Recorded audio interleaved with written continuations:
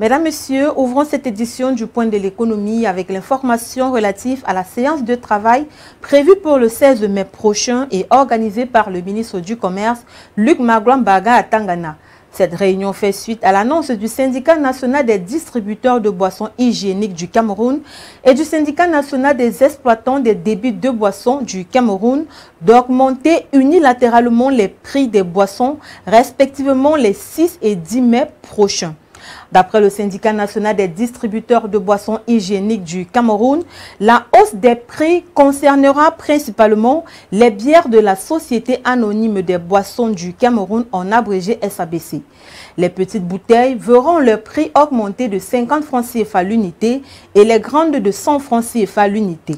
De son côté, le syndicat national des exploitants des débits de boissons du Cameroun envisage une augmentation de 100 francs CFA sur toutes les boissons. Les deux syndicats justifient cette augmentation par la multiplication de leurs charges fiscales.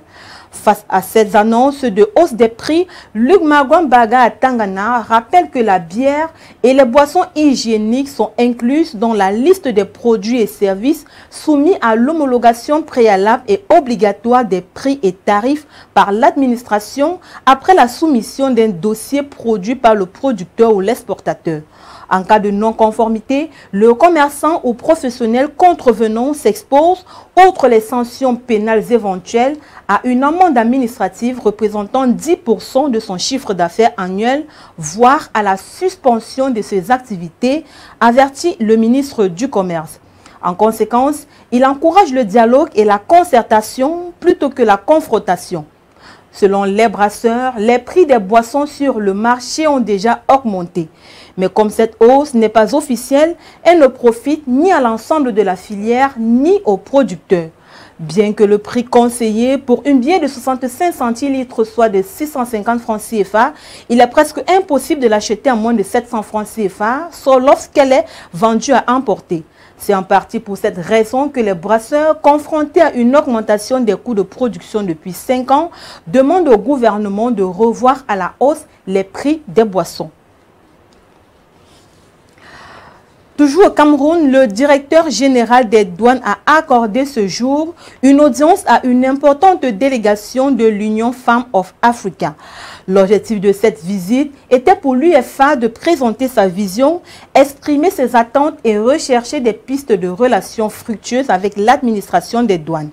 Il faut dire que dans le secteur agricole, l'Union Femmes of Africa veut non seulement assurer la sécurité alimentaire et nutritionnelle dans toute l'Afrique, mais aussi poursuivre la croissance économique et le développement du capital social, y compris l'autonomisation des jeunes et des femmes dans les activités agricoles, tout en réduisant le processus de dégradation de l'environnement.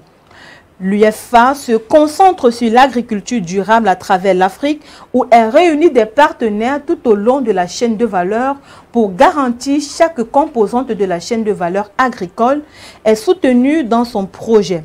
Elle prévoit de reproduire le succès et la preuve de concept au Cameroun et dans d'autres régions d'Afrique.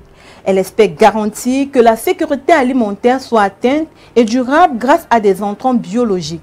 La collaboration avec la Direction générale des douanes impliquée de plus en plus dans la promotion de l'import-substitution, la dynamisation des filières de croissance, la promotion des chaînes de valeurs agricoles, l'attractivité des investissements privés et la transformation structurelle de l'économie nationale est un précieux adjuvant. Parlons à présent du groupe BGFI Bank qui vise un résultat net de 130 milliards de francs CFA pour cette année 2024. Profitant de la célébration de la 138e édition de la Fête du Travail, le PDG du groupe a tenu à renouveler sa confiance en ses collaborateurs, mais surtout à décliner les ambitions de l'institution bancaire pour cette année. S'appuyant donc sur la capacité de la banque à maintenir une croissance solide et durable dans un contexte économique en constante évolution, Henri-Claude Oyima, PDG du groupe, a annoncé des objectifs ambitieux pour l'année 2024, notamment un résultat net de 130 milliards de francs CFA, et ce, grâce à une mobilisation de l'ensemble de ses collaborateurs répartis dans les 12 pays d'implantation du groupe.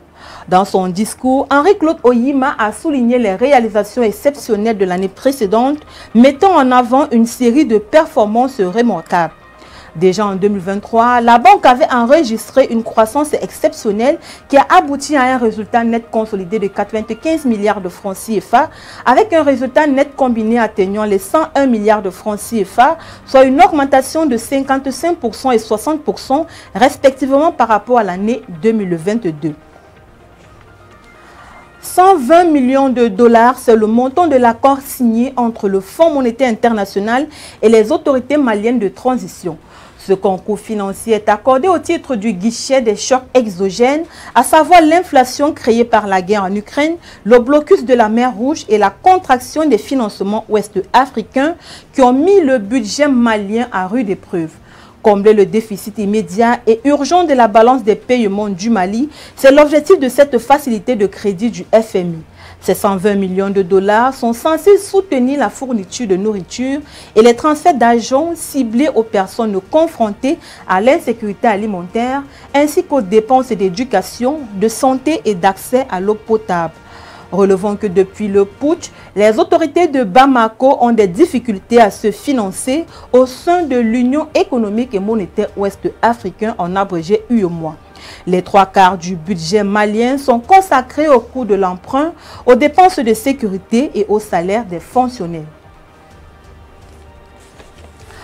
Selon le Fonds monétaire international, l'économie ivoirienne devrait croître de 6,5% en 2024, un niveau légèrement inférieur à celui enregistré en 2023, avant d'atteindre 7% en 2025. Toujours d'après l'institution, la dette ivoirienne ne représentera que 53% de son PIB d'ici fin 2027 si des efforts sont faits allant dans le sens de la bonne gouvernance et des investissements judicieux. Dans cette même perspective, l'institution de Bretton Woods projette un atterrissage en douceur de l'économie mondiale en 2024 après une croissance plus solide en 2023. La consommation des ménages devrait rester l'un des principaux moteurs de la croissance ivoirienne en 2024.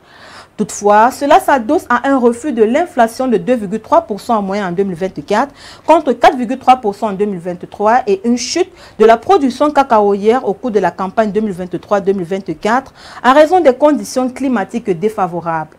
Il faut dire que cette analyse s'arrime aux récentes projections du ministère ivoirien des Finances et du Budget qui a annoncé que la richesse nationale ivoirienne, chiffrée à 78 millions de dollars en 2023, devrait atteindre près de 86 millions de dollars au terme de l'année 2024, soit une hausse de 9,5% en un an.